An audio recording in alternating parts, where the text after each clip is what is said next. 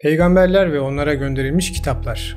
Bu lafı duyduğunda milyonlarca inanan, sorgulamadan, gerçekten peygamberlere Allah katından fiziksel bir kitap geldiğine inanıyorlar. Ve o kitaplarda yazanları kendi dinlerinin kuralları, şeriatları olarak algılıyorlar. Halbuki burada çok büyük bir sorun var. Çünkü tüm o kitapların hepsi peygamberlerin ölümünden sonra güç sahibi insanlar tarafından kitap haline getirilmiştir. Ve ne yazık ki olanlar olmuştur. Gerçeğe Bula hoş geldiniz.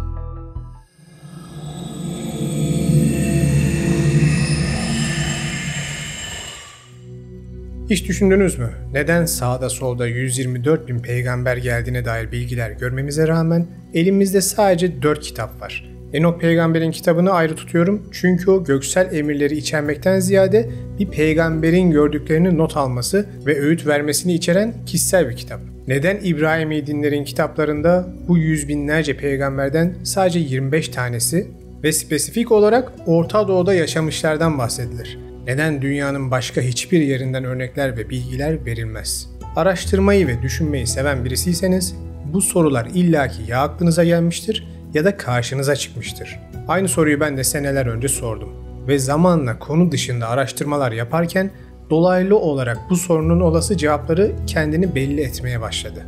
Bu ara bölümü özellikle şimdi yapıyorum çünkü geçen haftalardaki Papalık Vatikan videosu ile size şu an dünyanın en kalabalık inancının arkasındaki kurumu tanıttım. Yakında da Tengricilik, İsa Peygamber ve benzeri videolar geldikçe bugün size burada anlatacağım bilgiler çok önemli olacak.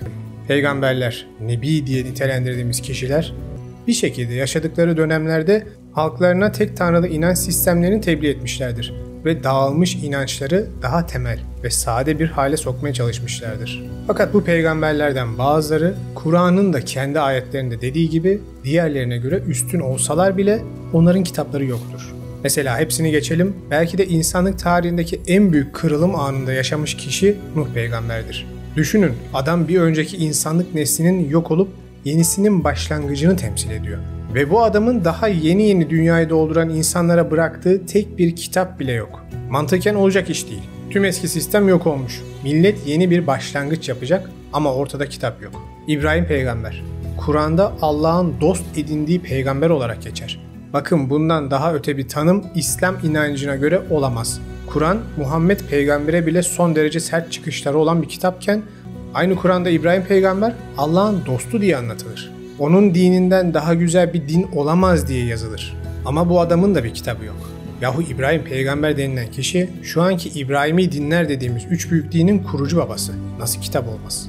Peygamberlerin hayatları hakkında bilgilerimiz neredeyse yok denecek kadar az. En son geldiğine inanılan peygamber Hz. Muhammed ama onun bile yaşadığı döneme dair olan bilgiler son derece tartışmalı ve temelde hadisçilerin bilgilerine dayanıyor. En sağlam siyer kitaplarından birisi olarak gösterilen İbn-i İshak'ın Siret-ü Resulullah adlı tarih kitabı diyebileceğimiz kitabı bile peygamberin ölümünden 120 sene sonra yazılmış ve temel olarak hadis kaynaklarına ki o hadisler de aşağı yukarı peygamberden 100 ila 200 sene sonra derlendiler ve sahabenin kulaktan kulağa anlatılan rivayetlerine dayanmaktadır. Yani günümüzde tarih kitabı diye gösterilen bir kaynağın bile kendi kaynakları aslında ağırlıklı olarak sözlü anlatımlara dayanmakta.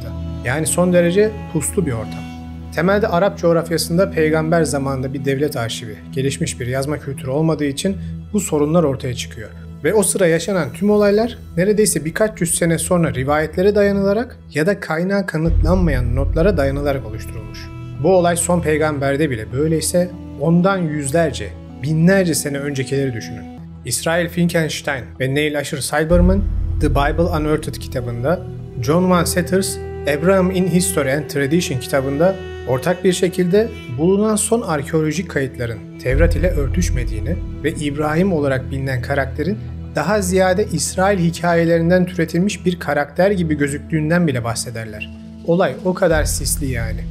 Musa peygamber hakkında Mısır kayıtlarında tek bir bilgi bile yoktur. Hatta adını bile bilen yok. Musa kelimesi su ile gelen demek. Kendisinin gerçek adı neydi bilmiyoruz. Adını geçtim, gerçekten böyle bir insan oldu mu? Olduysa kimdi? Ne zaman yaşadı? Resmi tek bir belge yok. Yusuf öylesine, Davut öylesine. Ya olur mu? Davut işte, kral olduğu koca devleti kurdu filan diyoruz. Ama resmi arkeolojik kazılarda bugüne kadar sadece Teldan taşı ve Stele taşında yazan Davut evi Davut Hanesi diye bir bilgi karşımıza çıkmıştır. Onun da dışında o anlatılan olağanüstü hikayeleri destekleyen kaynak yok. İsa konusuna girmiyorum bile, onun gelmesine çok kısa bir süre kaldı. O videodan sonra zaten tümden aklınız uçacak. Ve tarihin nasıl kazananlar ve güçlüler tarafından manipüle edildiğini anlayacaksınız. Bunları insanlar sağda solda paylaştığı zaman inananlar nedense bunu dinsizlik propagandası olarak algılıyorlar. Halbuki bu çok yanlış bir yaklaşım. Bunu dinsizlik ya da ateizm propagandası olarak kullanmak da bana göre yanlış. Çünkü buradaki temel sorun tarihsel veri eksikliği kaynaklı hikayelerin o tarihi yazan güçlüler tarafından nedenli çarpıcı ve inanılmaz bir şekilde değiştirilip insanlara servis edildiğidir. Yani komple tarihin kendisinin ne kadar yanlış olduğudur. Esas bunu araştırmak, bunu tartışmak lazımken insanlar sürekli bu konular açılınca birbirine düşmeyi tercih ediyorlar. Peki biz bu hikayeleri nereden biliyoruz? Tüm bu anlatılan uzun uzun detaylı olaylar nasıl oldu da literatürün, kültürün, inancın bir parçası oldu? Bunun kaynağı ne diye sorarsanız temel ana kaynak İsrailiyattır. Nuh peygamberden önceki dünya ve hayat tarzı hakkında dini kitaplardaki birkaç ayet dışında resmi tek bir bilgimiz bile yok. Ticarette ne kullanılıyordu? İkili ilişkiler nasıldı? Yönetim sistemi nasıldı? Şimdi Nuh peygamber o bilgiden yola çıkarak kutsal olmasına bile gerek yok. Örnek verelim, günlük tuttu diyelim. Atıyorum, ticarette koyun yünü ile 5 tevran ödeme yapan karşılığında 2 gogoran gagası alacaktır yazsa. Bu garip ve dönemsel bilgi insanlar tarafından zamanla şeriata dönüşür ve kanun kabul edilir. Çünkü bir peygamberin kitabına kutsiyet atfedilecektir. Fakat sorun şu, koyun yünü ile ödeme yapmak ne demek? Tufan öncesi bir değer birimi olan 5 tevran denilen birim, ki bunu şu an ben uydurdum, ne demek? Belki tufandan önce gogoran denilen yine benim uydurduğum kuştan milyon tane vardı. Ama tufan sonrası artık yok. Bu nasıl yeni döneme adapte edilecek? İşte tüm bunlar birer sorun. Özellikle böylesine kıytırık uydurma bir örnek verdim ki en basit işlemlerde bile çıkacak kavramsal sorunları görün diye. Buna bir de yönetim, ilişkiler, savaşlar gibi konuları eklersek millet nasıl yaşayacağını bilemez. Sonuçta önceki sistem sular altında yok olmuş gitmiş. Yepyeni bir dünya düzeni başlamış. Bu sorunun temel sebebi insanın ve yaşam şartlarının sürekli değişmesidir. Yani 5000 yıl önceki yaşam tarzının günümüzde yeri olmadığı gibi 2000 sene sonra da bugünlerdeki tabular ya da değerler baştan aşağı değişebilir. Anlatabiliyor muyum? Çağların şartlarına göre yaşam tarzı her daim değişir. Siz buna ayak uydurmadan her kelimesine uymaya çalışırsanız günümüzdeki en dramatik örneklerinden birisi olan İsrail-Filistin çatışmasında aynı babanın çocukları olan iki milletin birbirini nasıl boğazladığını görürsünüz. Bakın, söz ve eğitimle bir davranış kalıbı oluşturuyorsunuz. Hırsızlık yapmamak bugün Türkiye'de de aynı kapıya çıkar, Amerika'da da. 1000 yıl önce Sümer'de de. Bu bir etiktir, bir ahlaktır, temel kuraldır. Ve zamanla bu terbiye ile yetişen toplumlar kendi anayasaları ile bu temel kavramları koruma altına alırlar. O sayede de bu ana kavramlar binlerce sene boyunca insanlar ile dil sorunu ve kutsiyet sorunu olmadan gelişebilir. Ama bunu topluma öğretmek yerine sadece dini bir metne ara madde olarak yazarsak ve ilk yazıldığı dil bir şekilde unutulup giderse, atıyorum o metinleri 300 sene sonra bulan kişi o dili yanlış analiz edip sana saldırılmadıkça saldırma değil de ilk saldıran sen ol diye çevirirse, işte hoş geldin göklerden gelen yanlış anlaşılmış savaş emri demek. Çünkü bu kurallar dini metinlerde geçince insanlar onları kutsal ve Allah tarafından verilmiş bir emir olarak algılama eğilimine giriyorlar ve onu uygulamaya çalışıyorlar. Çok eşlilik, muta nikahı gibi sapkın şeyler bunun güzel bir örneği. Okuma yazma oranları eskiden böylesine yüksek değildi. Hatta okuma yazma bilenler toplumun önderleri kategorisinde oluyordu. Alim oluyordu, sanatçı oluyordu filan. Şimdi bu adamların ellerinde kitap bir silah dönüşür. Sonuçta sen okuyabiliyorsun ama karşındakinin okuması yok. Sana inanıyor. Sen kitaptan okurken deminki örneğim gibi ayetleri kafana göre değiştirirsen karşındaki sana inanır ve onu manipüle edersin. Nitekim seneler boyunca tüm İbrahimi dinlerin kitapları insanların anlayacağı dile çevrilip okunmaktan bu sebepten alıkonmuşlardır. Vatikan İncil'i İngilizceye çevirenleri yakmıştır. Günümüzde bile Kur'an'ı ya Arapça oku ya da okuma diyen tipler var. Siz düşünün. Ama Kur'an'da bu açık şekilde şöyle yazar.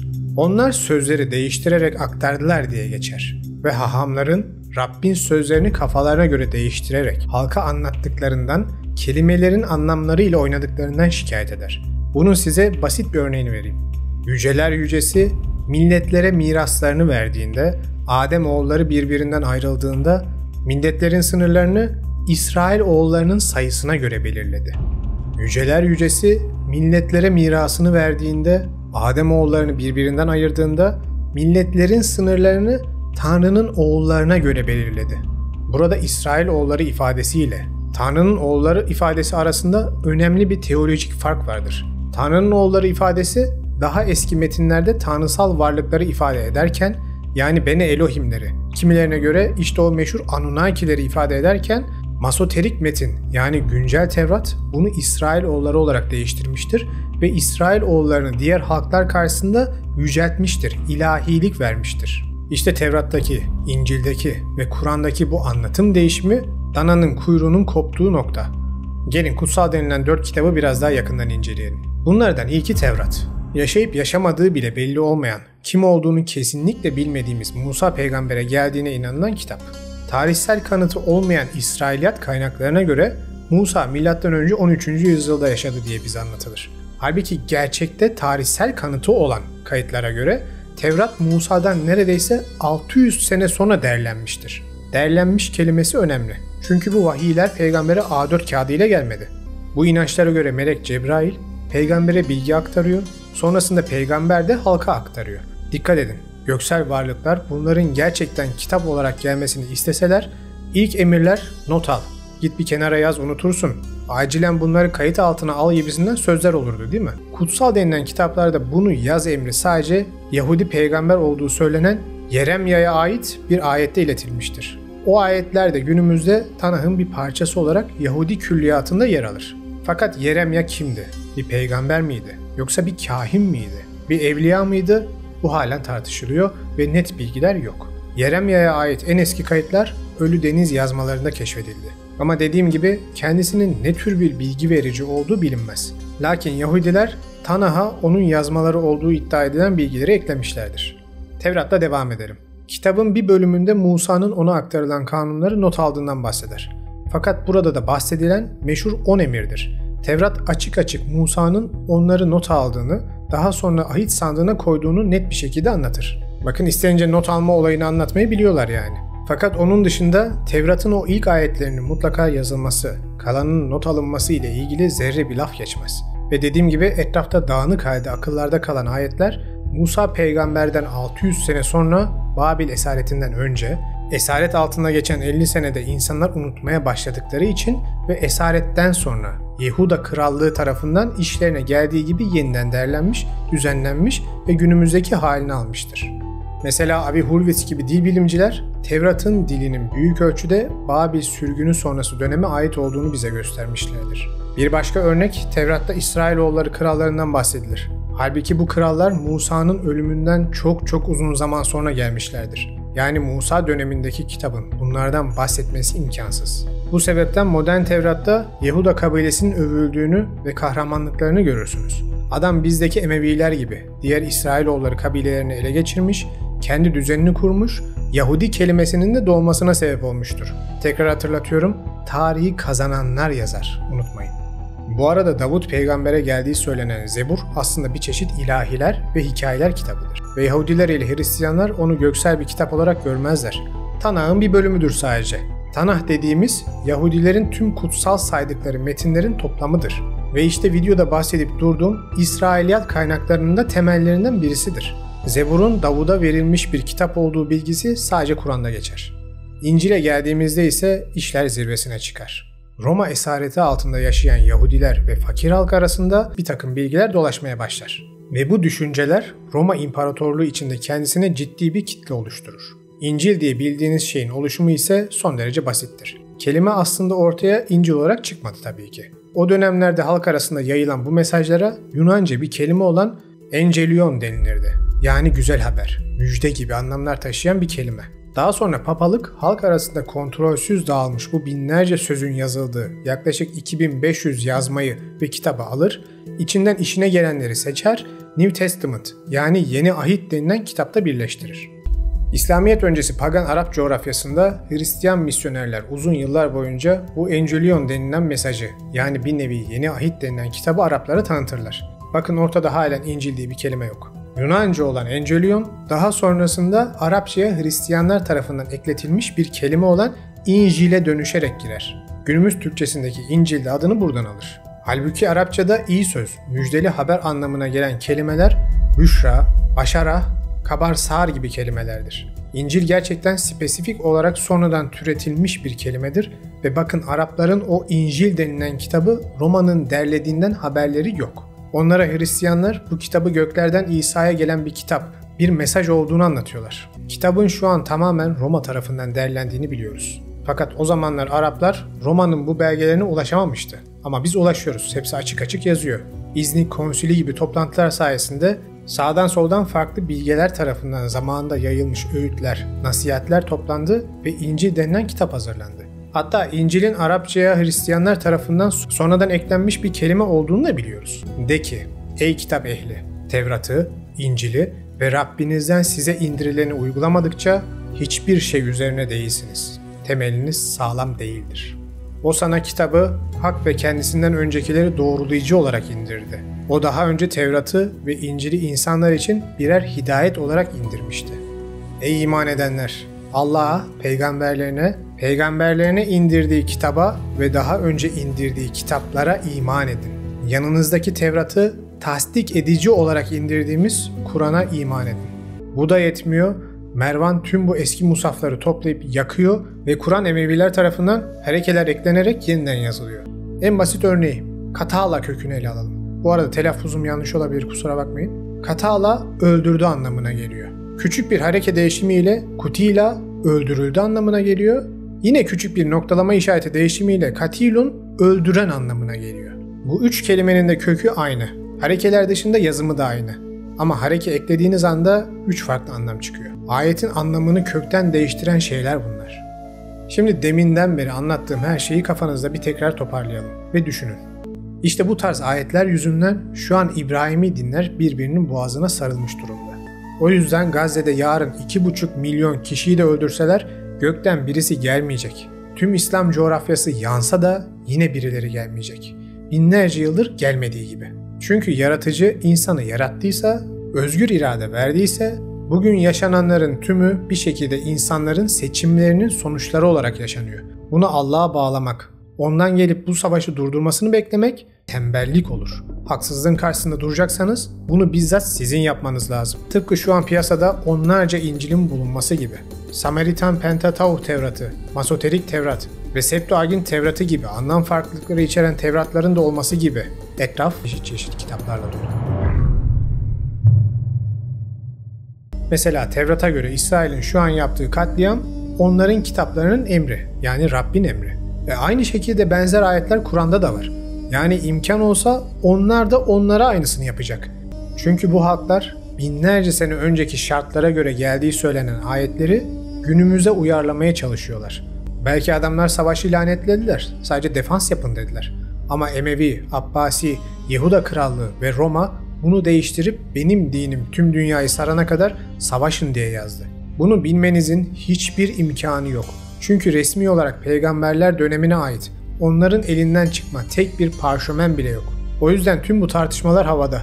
Yani kimse kimseye net bir şekilde bir şeyi kanıtlayamaz. Aradan binlerce sene geçmiş. Bu videoyu daha ziyade bir sohbet, ara bilgilendirme yayını olarak yaptım. Ve konunun dipsiz derinliklerine girmeden size gelecek videolar için bir ön hazırlık gösterdim. Bu sebepten biraz daha basit şekliyle konuyu sizlere aktardım. Zamanla Tengri inancı, İsa videosu, Emeviler videosu, Zerdüş inancı filan derken deminki anlattığım genel mantığın derin örneklerine ciddi karşılaştırmalar ve tarihi belgeler ile ineceğiz, rahat olun. Ama tüm bu kitapları kestirip atmayı gerektirmiyor. Çünkü hep diyorum 3 kitapta bize ilginç bilgiler veren ayetler var. Ve bunları araştırarak tarihin bazı kayıp bölümleri hakkında bilgi edinebilirsiniz. Sonuçta bu yaklaşıma göre peygamber denilen kişiler de bu bilgilere bir yerden ulaşıp yazdılar, değil mi? İşte o kaynak bilginin kökenini araştırmak ve bulmak bu işin en güzel uğraşı. Sonuçta bir tarih konusu. Peygamberler yaşadı mı? Gerçekten halka vermeye çalıştıkları bilgi bugün bize sunulan bilgi mi? Yoksa gerçekler bizden saklanıyor mu? Bu ise farklı bir videonun konusu. Dediğim gibi bu video sizi yakında gelecek daha derin videolardan önce madalyonun öbür tarafına bakmaya iten bir bilgilendirme videosuydu. Umarım faydalı olmuştur. Yukarıda bahsettiğim tüm konuları sizler de araştırıp kendiniz görebilirsiniz. Yapay zeka gibi, internet gibi modern çağ nimetlerini lütfen kullanın. Kullanın ki gerçekten bize anlatılan, dayatılan tarihin ve dinlerin nedenli dramatik şekilde güçlüler tarafından değiştirilmiş ve kendi çıkarları doğrultusunda halklara empoze edilmiş olduğunu daha iyi anlayın. Ben açıkçası size yaptığım her videoda şaşkınlığıma şaşkınlık ekliyorum. Yani cidden doğru bildiğimiz çoğu şey sürekli yalan çıkıyor. Bu lafı lütfen uç komplo teorisi iddiaları ile karıştırmayın. Tüm bu gerçeği arayışı bilimi, felsefeyi kullanarak yapıyoruz. Yani bu sisli yolda mantığımız en büyük yol göstericimiz. Bunu da unutmayın. Çünkü ondan sonra ipin ucu kaçıyor, yok dünya düz, yok Amerikan başkanı sürüngen filana dönüyor olay. Ona da dikkat edin lütfen. Cuma günü Dinler Tarihi serisinin güzel bir videosu olan Tengri inanışıyla yeniden birlikte olacağız.